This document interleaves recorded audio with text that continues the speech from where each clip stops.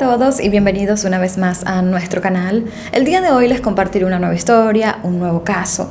Mi nombre es Elizabeth y sin más que agregar, comencemos rápidamente con todos los detalles.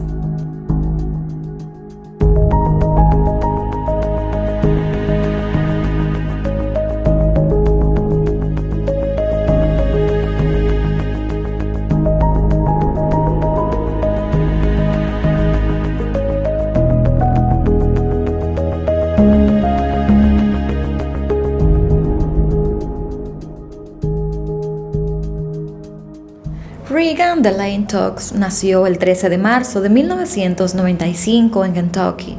Creció junto a sus padres, Toby y Lisa, y su hermana menor Mackenzie.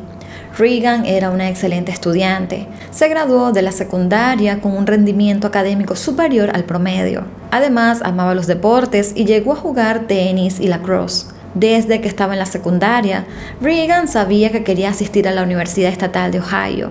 Ese era uno de sus más grandes sueños y de hecho, pese a tener un excelente promedio académico, ella solo se postuló a la OSU para así estudiar medicina. En el año 2013, los Tux recibieron una gran oportunidad de trabajo en Florida, con lo cual Toby, Lisa y Mackenzie se mudaron a dicho estado, mientras que Regan se quedó a vivir en Columbus para asistir a la universidad. Aunque Regan regresó a la universidad para estudiar medicina, poco después de comenzar sus estudios decidió cambiarse de carrera a la psicología.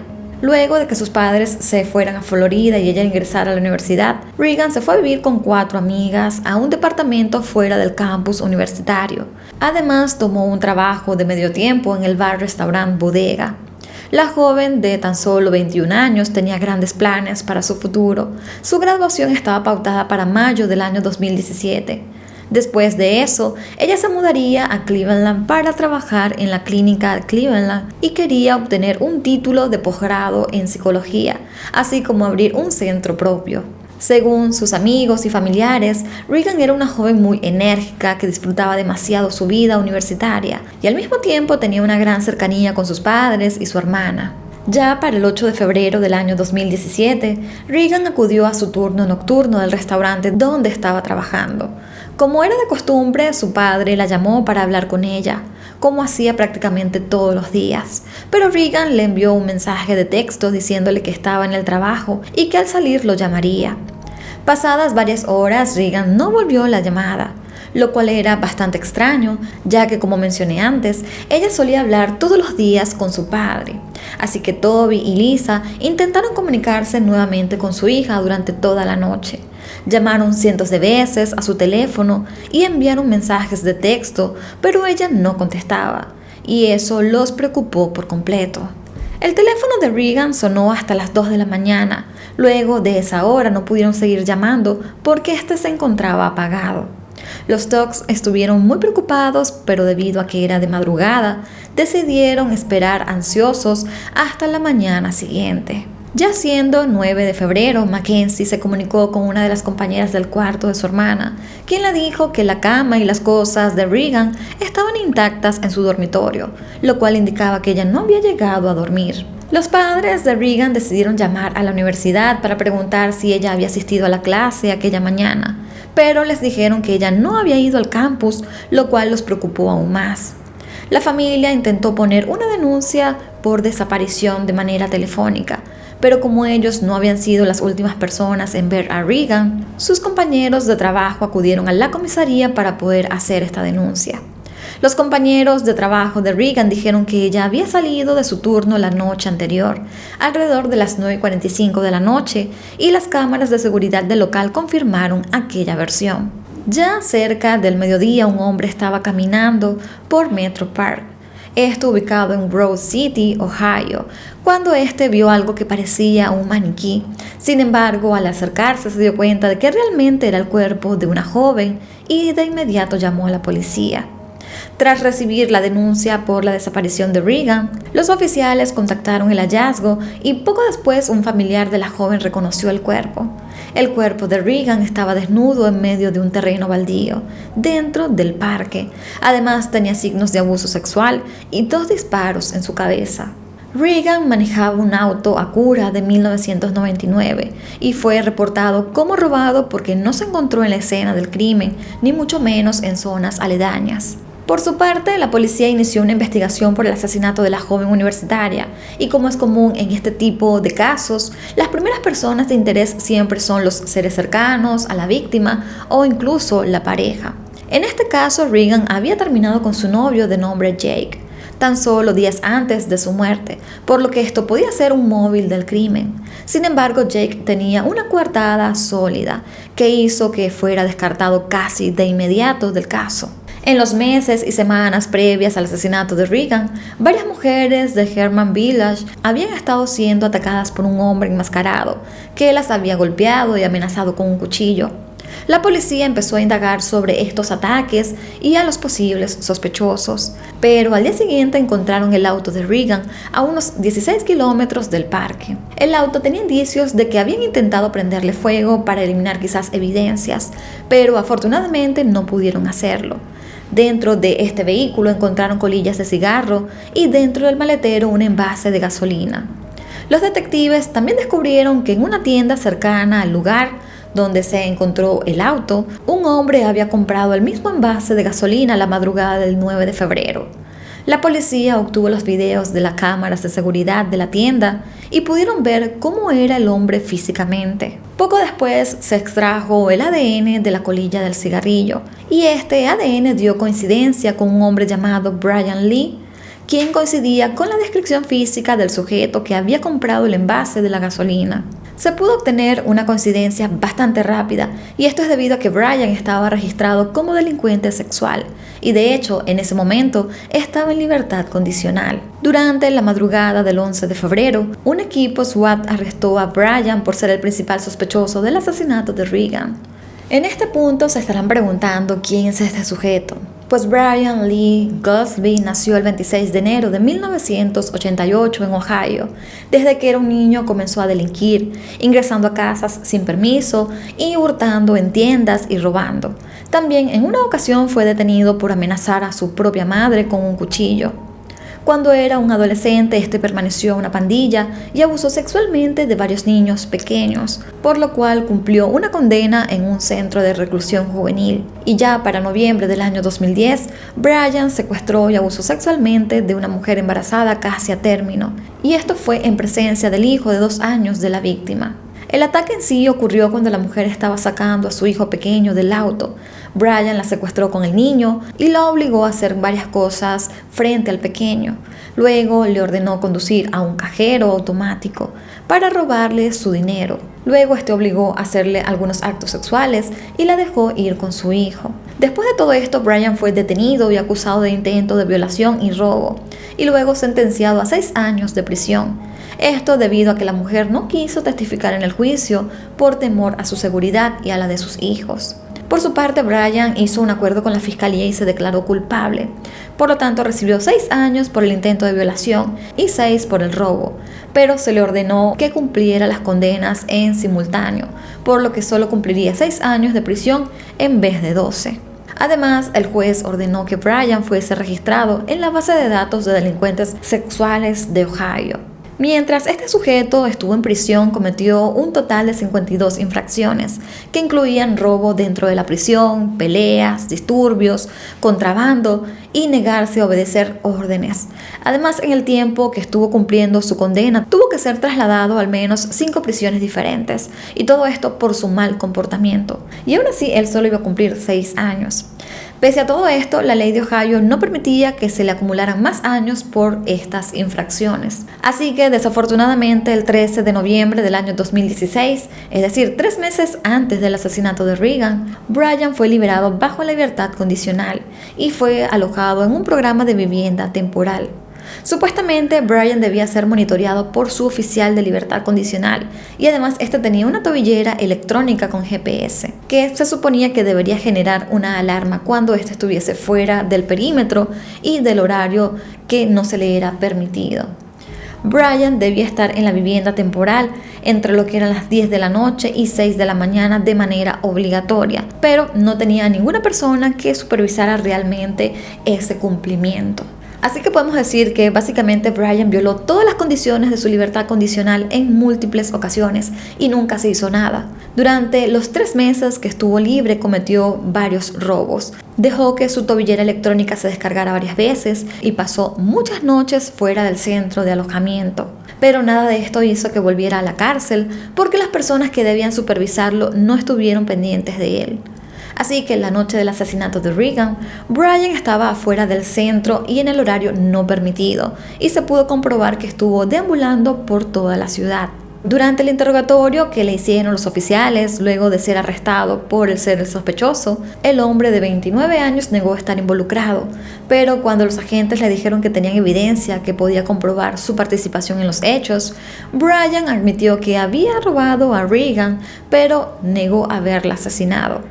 Para ese momento la policía obtuvo más evidencia, como fueron los registros bancarios de Regan, que indicaban que hubo intentos de retiros de efectivo y estos fueron realizados durante la noche del 8 de febrero, así como videos de algunas cámaras de seguridad. Ante esto, Brian confesó que había obligado a Regan a conducir hasta los cajeros automáticos para así robarle lo que tenía en sus cuentas bancarias y que luego lo obligó a ir hasta el Metro Park y desnudarse, pero que no había abusado sexualmente de ella y que la había dejado allí con vida. Luego de esta confesión, también los detectives de manera engañosa le dijeron a Brian que tenían ADN extraído del cuerpo de Regan y que confirmaba que ella había sido abusada sexualmente. En ese momento, la policía lo hizo de forma engañosa porque a pesar de que sí habían extraído ADN del cuerpo de Regan, todavía no habían hecho comparaciones, así que no estaban seguros que ese ADN encontrado fuera de Brian, pero usaron todo esto o esta táctica para que él pudiera confesar algo. Más adelante sí se pudo confirmar que este ADN sí le pertenecía a Brian. Así que los policías idearon una estrategia para intentar que Brian diera más información y le preguntaran si había tenido un cómplice. Luego de esto, Brian decidió cambiar su versión y dijo que un hombre que él conocía como TJ le exigió que le pagara un dinero que le debía, o si no, le haría daño a sus hijos. Dijo que TJ lo amenazó con un arma para que violara a Regan y luego TJ obligó a Regan a desnudarse y le disparó en la cabeza. Brian también le dijo a los oficiales que él tuvo miedo de que lo culparan a él y por eso intentó quemar el auto de Regan. También admitió que se deshizo del arma y del celular de la joven, esto en una alcantarilla, y también guió a los oficiales para que pudieran encontrarlo. Ante esta inusual confesión, los detectives fingieron creerle, pero realmente estaban seguros de que TJ no existía y que Brian era el único autor del crimen. Y aunque intentaron localizar a TJ, nunca encontraron nada. Por su parte, la policía encontró 2 pruebas más que terminaron de confirmar que Brian era el culpable. En primer lugar, se encontró restos de pólvora en la ropa que llevaba ese día. Y en segundo lugar, la tobillera electrónica que llevaba puesta le dio a la policía la ubicación exacta de todo el recorrido que hizo Brian entre el 8 y el 9 de febrero. Y con todas estas pruebas, la policía armó una cronología de lo que sucedió aquella noche. Así que se cree que el 8 de febrero de 2017, alrededor de las 9:45 de la noche, Regan salió del restaurante Bodega. Previo a esto, Brian estaba merodeando por la zona buscando una víctima para así robarle y abusar de ella. El GPS de la tobillera de Brian la ubicó caminando por los alrededores del campus de la Universidad Estatal de Ohio, luego subiéndose a un autobús que se dirigía al centro de la ciudad, y después de esto duró casi 1 hora caminando en círculos cerca del restaurante donde trabajaba Regan. Se cree que vio a Regan cuando caminaba hacia su auto, la amenazó con el arma y la secuestró en su propio vehículo. El hombre la obligó a conducir a 2 cajeros automáticos. El primero fue un Chase Bank a las 10:02 de la noche, donde intentó sacar $500, pero en sí la transacción fue rechazada.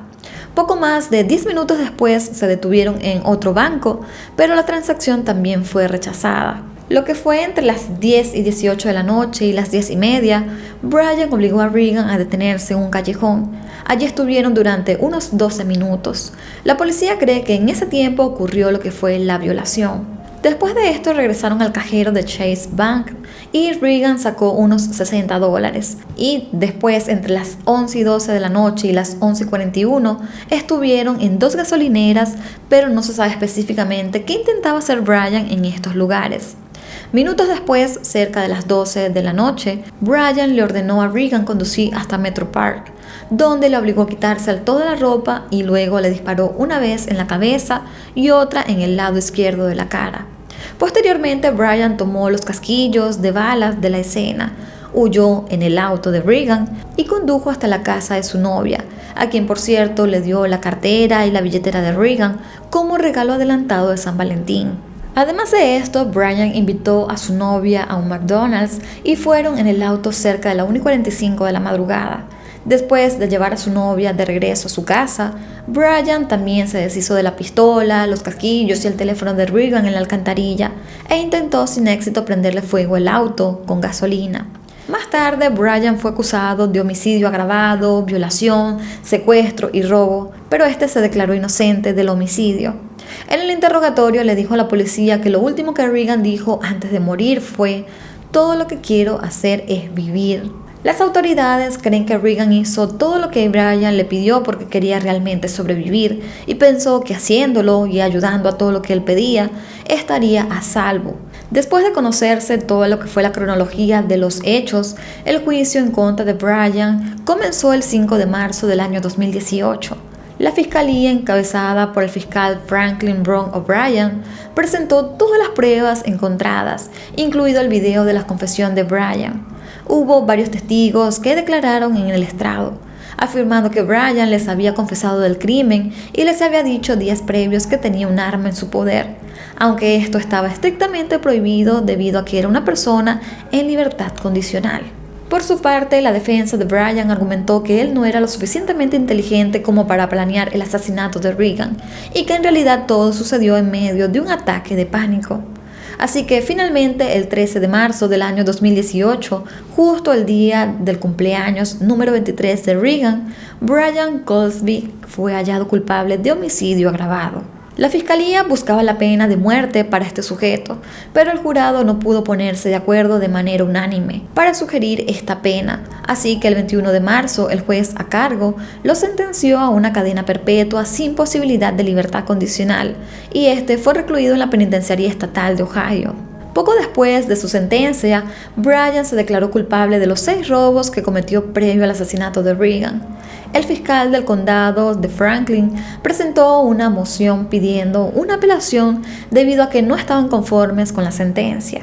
Según los argumentos de la fiscalía, el juez cometió un error al darle las instrucciones al jurado y por eso muchos de ellos no votaron a favor de la pena de muerte. Ya en abril del año 2019 se le otorgó a la Fiscalía la autoridad para apelar, pero en enero del año 2021 la apelación fue desestimada por la Corte Suprema de Ohio.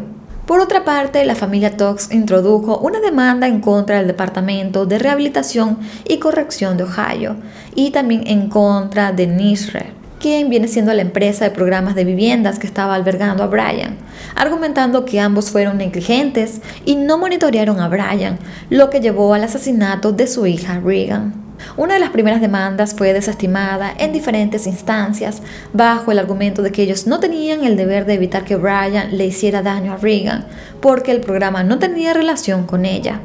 Esta decisión fue sumamente injusta para la familia y para muchas otras personas que consideraron que el Estado fue sumamente negligente al dejar a Brian en libertad condicional y además sin ningún tipo de monitoreo que en teoría tenían que hacer. Por otra parte, la demanda contra la empresa NYSHRE se resolvió con la familia a puertas cerradas.